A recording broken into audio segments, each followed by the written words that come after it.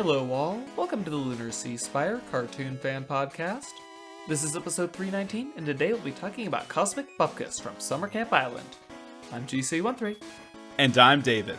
So this is this was a very Summer Camp Island episode of Summer Camp Island. I thought just the way that's all, oh cool, we're going on an adventure now, seemed to be kind of the general vibe of the middle there. And the idea that Yetis start doing complicated gymnastics as a comet closes in. That was delightfully random, and then of course you had Oscar making friends with the storm, much more successfully than he made friends with the basketball, I might add. Or managed his relationship with the moon, sure. Yeah. It was a delightful episode, and I really liked the absolute nonsense that it presented, in addition to a pretty serious topic that it kind of just started glazing over, which is aging and that whole story with Ramona and Susie. I like how apparently old he thinks they're going to be when they're 61. Do whatever animals exist in the world of Summer Camp Island age more quickly than humans? Because humans are usually looking a lot better than they're figuring on being at 61. I mean, it's a pretty recent human development, though, that humans do so well at 61, potentially. So I'm sure their world also has the same medicine and stuff, but also they're like, 11 years old? I think that's a pretty accurate representation of 11-year-olds' representations of 61-year-olds. So we're getting the true life right here. Just like that was definitely the couch that tooted. The joke that prunes equal farts, that never gets old.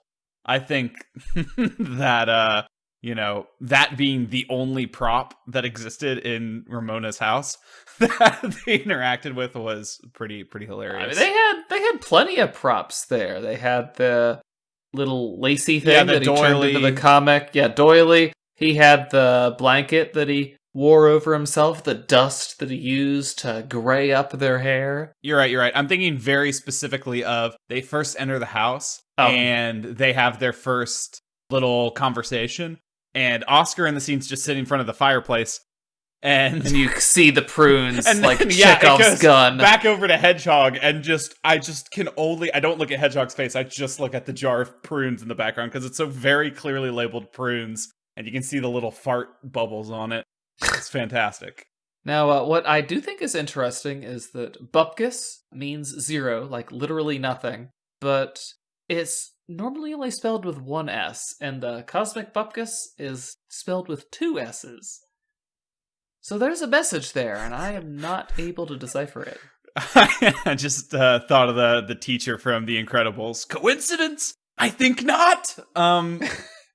Yeah, I mean, so the cloud kind of gets bored watching the comet, which kind of frames the comet as a little bit of Bupkiss. Yeah, fair enough. Then reminds him of being lonely, and then he gets his loneliness squashed a little bit for a short time by hanging out with Oscar and Hedgehog. For Oscar and Hedgehog, the comet is also not important by the end of the episode, because they bond together in Ramona's cabin, and yeah, they get to see it, but again, I always just say in other cartoons, but in other cartoons, the way this story was framed is that the whole conclusion should be about them finally seeing the comet, right? You could think of a simpler story where our protagonists are put up against the literal elements, right? The storm, and then they, either trick the storm or befriend the storm, but then it just merely concludes with witnessing the comet and isn't this great? And friendship's great. But Summer Camp Island always goes further. So it ends up being that the comet was merely a way to get Oscar and Hedgehog not just to bond more, but to consider that their bond will be something that lasts them their whole life, and that will mature into something that is somehow continually more meaningful to them. And I think that is more obvious to Hedgehog than Oscar.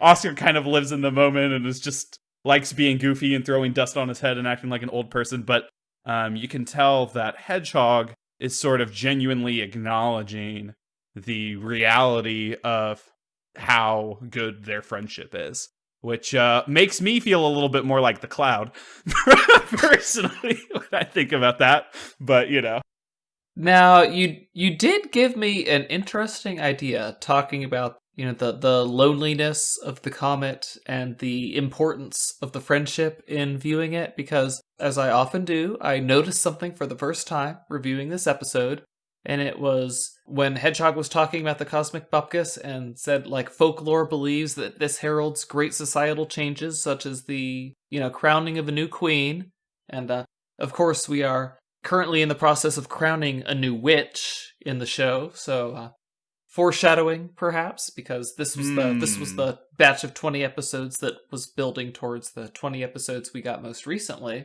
where Hedgehog is even more seriously training for witchdom now. And I mean, they are directly in a witch's house for part of the episode. And we do have the friendship between Susie and Ramona. Again, very, very much explored through several images. And we know that Susie is having trouble with that friendship. She seems to fear losing Ramona, I said, and Susie's going to live forever, but what good is living forever if you leave your friends behind? Perhaps. Maybe that is the message of the Cosmic Bupkiss. The comet is meaningless without your friends. Ooh, the comet is meaningless without your friends. I think that is the simplest and best to draw conclusion. Also, I am thinking about just all the lore pieces that go along with why does Susie not age, but Ramona, who is also a witch, age? Is it a choice that all witches make? How old are Betsy and Alice, who I love because she's Alice? But my hypothesis about Ramona is that as the witch who specializes in time, and especially in the Midnight Quittance, that's kind of the price she pays. She can't be immortal and work so closely with time. It would be kind of a mockery of time to ignore it in such a way, don't you think? Yes, but also, is she delaying her death now, or is she still aging when living in between, the seconds of the clock? I'm assuming she is delaying her death because, if, they're going to be old and gray by the time they're 61, although, like you said, they might not be old and gray by 61, they are just 11. But she's doing pretty well for, 120 or something. Right, and I mean, in her photos, I'm going to assume that she hung out with Susie in the regular realm and not always living life in between. So, I mean, I think she's taken on this role and she's sort of frozen at an older age. But I don't think Susie would refuse to talk to her if she was going to live forever. So, yeah, something is progressing, something. I do want to say that last episode I mentioned, or the last time we talked about Summer Camp Island anyway, I can't remember if it was actually last week because time is meaningless now. I said that the intro to this story about Ramona and Susie was a little just kind of forced thrown in there. And this episode, to me, I think you could have just not mentioned the picture at all last episode, and this would have been perfectly fine. In fact, I had kind of forgotten about how this episode went, because when I watched it, I thought, oh, this is almost exactly what I described. They go into Ramona's house, and they see some photographs and just kind of react to them. And that already gives us, we didn't need a primer for that. This was already, oh, and if anything, without having the primer, it actually kind of helps you go into this episode and think that the story is more novel and, oh, look at the parallels between how Oscar and Hedgehog thrive in their friendship even into old age versus what we just now discovered. But I don't know, maybe they did want us to have that framing beforehand, and maybe that was the intentional decision so that you'd be thinking about it the whole time. I don't know, but I just like environmental storytelling, and I like when the characters discover things versus, I mean, she also did discover it, but it was irrelevant to the episode that she discovered the photograph in, versus here, it's very thematically relevant. Oh yes, incredibly, especially we'll learn later in the Susie Appreciation Day. But yeah, I think that the only reason, like I said last time we discussed Summer Camp Island, that was put in there is because they knew that they were going to be off for a year, so they kind of needed something to tease us with for that year, so that we had something to chew on, and that was our thing to chew on. The secret of Ramona and Susie. If every cartoon had post-credit scenes like Rick and Morty did, then maybe it would have been a post-credit scene. Yeah, that would have been good. I mean, hey, they could have had a post-credit scene just for this one episode. Break the mold. They don't put the credits on air, though, but I guess that doesn't matter because Summer Camp Island's now an HBO Max exclusive, and I always see the credits when it ends. Yeah, now they can go crazy. See? They've been freed from the constraints of modern cable broadcasts. I think we should be rewarded with a post-credit scene, because I watch that little dancing banana every single time. I love the credits. Isn't he his own reward? He is, and the musical changes, which I don't remember if the last episode did, but they definitely have changed the theme now to the mysterious witch theme versus the more jazzy, laid-back theme that they play during the credits. Which, when I first saw these episodes, that got me so hyped. It's nowhere near the level of Steven Universe's end credits, but just having credits that change the theme or have completely different songs as the story progresses, I don't know. It just makes it elevates that mood, especially if I'm watching episodes serially, next to each other. You just like, ooh, those credits transition you into thinking, oh, stuff's going on. So I liked that. There would have been nothing stopping them from airing the credits after Fuzzy Pink Time Babies, just like, hey, there are credits now. I mean, I think that would have made sure that people stuck around to watch after the credits, because people were like, wait a minute, this is different. And then they would have seen the photo of Susie and Ramona. That could have worked if they had wanted to do that. Maybe they didn't have the ability. Well, I am thinking just completely to the side now how cool that'll be for the first cartoon to take advantage of a moment like that you could only do on streaming, where, I'm just thinking of, even in Steven Universe or something, like there's so many different revelations in that show, but you could have had, I don't know, there could be some fun post-credit scenes. Actually, though, I am also thinking that Steven Universe kind of took advantage of credits, not even just in the changing songs, but there was at least one example of it foreshadowing what was coming, which is, was it political message, or I forget the correct name. Political Power or Message Received? Yeah, between Political Power and Message Received, which I believe Political Power was supposed to air first, or whichever episode came before Message Received, the end credits play a static sound that is foreshadowing the, message from Lapis. Ah. Only instance I can think of. I mean, there's a lot that happens in the middle that, again, this is kind of why I say it's a very Summer Camp Island episode. You got a bit of lull so random, like the elf. Yeah, the elf who wants to be told that he's pretty, but and then eats it up, and then says, beauty is only skin deep anyway. So okay. Packs up his bridge and takes it away. No, that was so funny. It definitely reminded me of Princess Cookie a little bit, just in the please give me adoration, but in this case it didn't matter. Okay, elf, whatever. I mean, I'm wondering, does that tie in to the message of the episode? Susie is staying young for vain reasons, and Ramona is, focused on more substantive things because, she's grown up beyond being a teenager. I think Susie can be a bad person. I don't know if she's specifically shallow about her appearance. I mean, she's a teenager. She kind of is. I mean, she's definitely shallow in how she thinks about presenting herself and how people experience how she presents herself. I don't think she has demonstrated thinking deeply about that all the time.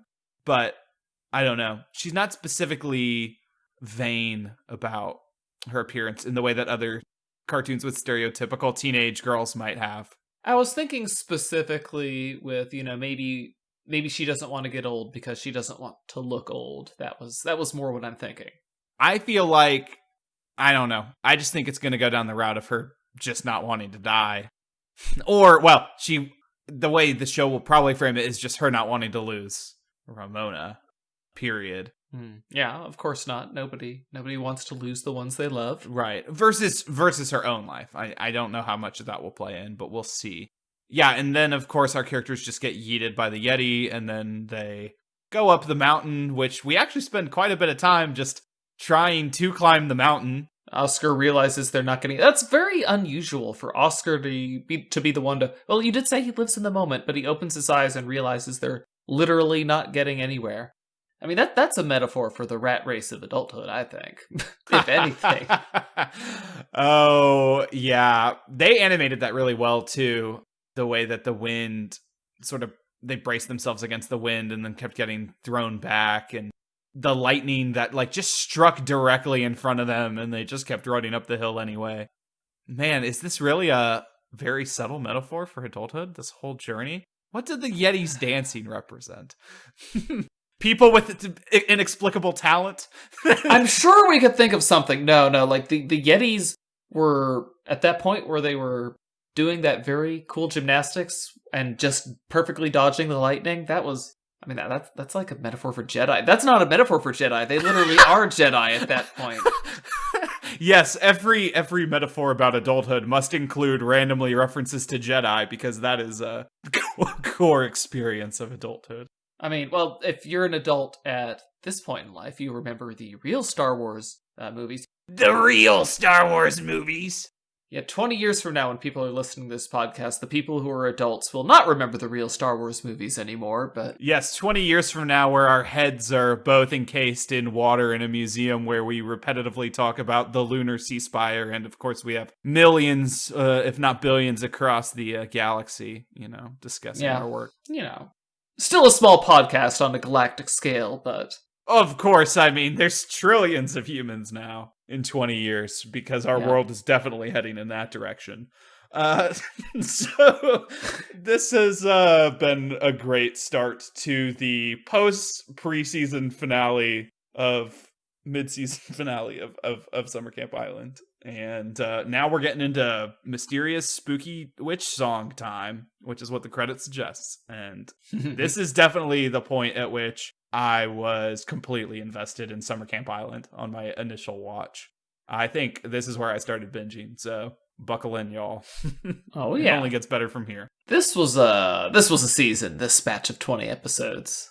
Yeah, absolutely. Not that there was anything wrong with Summer Camp Island having no strong narrative thread, but it's fun with one, and they also do really well at.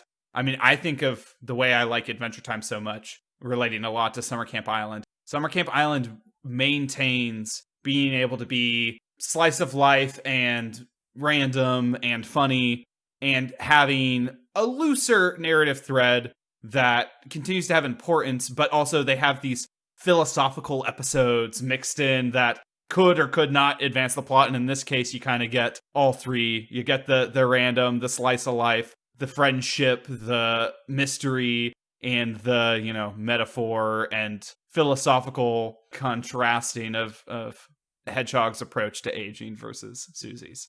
So it's a lot for this episode to do. It's amazing. So I guess my final observation is, since we've gone very heavy, I need to go shallow at the end here. Thanks, Susie. Yes. So, well, Susie is my girl, so I have to represent for my shallow Susie. But I did enjoy that the monsters had a contract that, Hedgehog was only allowed to use the telescope for telescoping purposes. Yes. What does that mean? What will they think of next? But anyway, guys, that's been us on Cosmic Bupkiss. Until next week, I'm GC13. And I'm David. Don't forget to leave us a review anywhere you listen to podcasts. Later, everybody.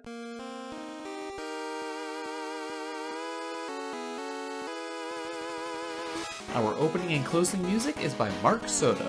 For more cartoon-related content, please visit lunarseaspire.com.